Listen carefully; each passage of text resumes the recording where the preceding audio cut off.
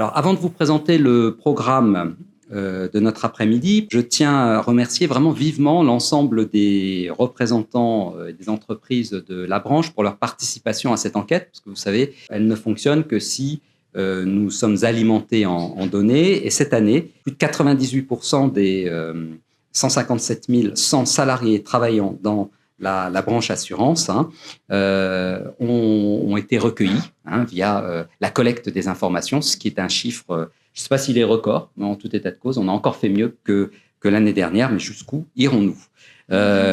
Donc c'est grâce à elle que notre branche professionnelle dispose d'une vision aussi exhaustive, que d'ailleurs d'autres branches nous envient parfois. On a ainsi un profil sociodémographique de toutes nos forces vives.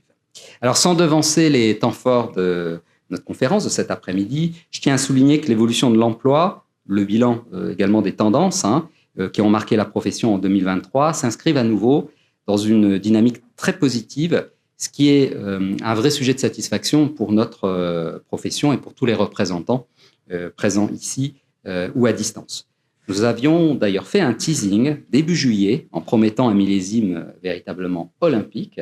Eh bien, la prédiction, ou la prévision, s'est avérée complètement exacte. Vous le verrez tout à l'heure.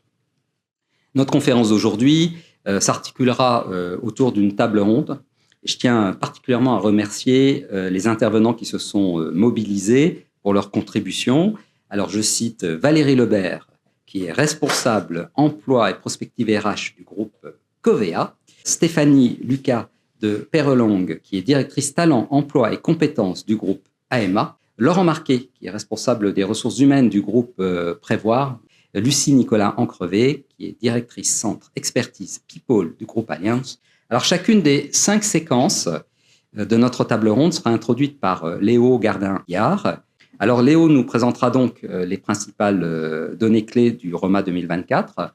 Nous explorerons l'évolution des effectifs, les recrutements et l'alternance, la formation continue, le turnover et les mobilités internes. Et enfin, n'oublierons pas de parler du télétravail.